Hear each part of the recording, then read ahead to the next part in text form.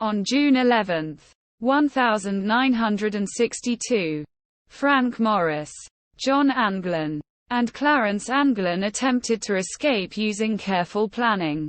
Behind their cells in cell block B was a 3-foot (91 meters) wide unguarded utility corridor. The prisoners chiseled away the salt-damaged concrete from around an air vent leading to this corridor, using tools such as a metal spoon soldered with silver from a dime and an electric drill improvised from a stolen vacuum cleaner motor. The noise was disguised by accordions played during music hour, and the progress was concealed by false walls which, in the dark recesses of the cells, fooled the guards. The escape route led up through a fan vent.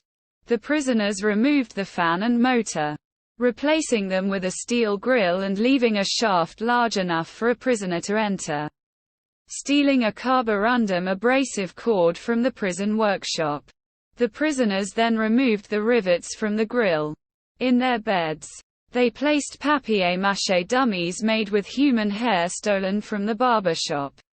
Over many weeks, the escapees also made an inflatable raft from over 50 stolen raincoats, which they prepared on the top of the cell block, concealed from the guards by sheets which had been put up over the sides.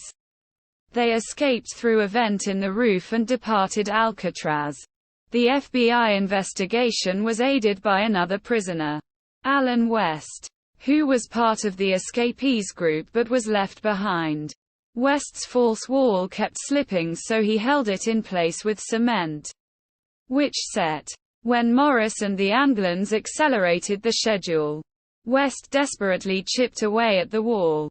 But by the time he got out, his companions were gone. Hundreds of leads and theories have been pursued by the FBI and local law enforcement officials in the ensuing years, but no conclusive evidence has ever surfaced favoring the success or failure of the attempt.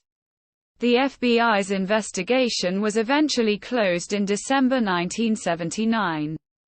The official report on the escape concludes that the prisoners drowned in the cold waters of the bay while trying to reach the mainland, it being unlikely that they made the 1.25 miles, 2.01 kilometer, to shore due to the strong ocean currents and the cold seawater temperatures ranging between 50 and 55 degrees Fahrenheit, 10 and 13 degrees Celsius.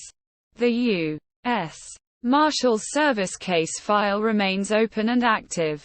Morris and the Anglin brothers remain on its wanted list. Circumstantial evidence uncovered in the early 2010s seemed to suggest that the men had survived, and that contrary to the official FBI report of the escapees' raft never being recovered and no car thefts being reported, a raft was discovered on nearby Angel Island with footprints leading away, and a 1955 blue Chevrolet had been stolen on the night of the escape by 3 men, who could have been Morris and the Anglins, and that officials then engaged in a cover-up.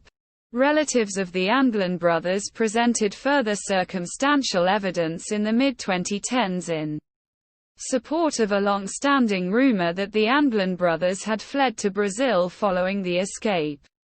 A facial recognition analyst concluded that the one piece of physical evidence, a 1975 photograph of 2 men resembling John and Clarence Anglin, did support that conclusion.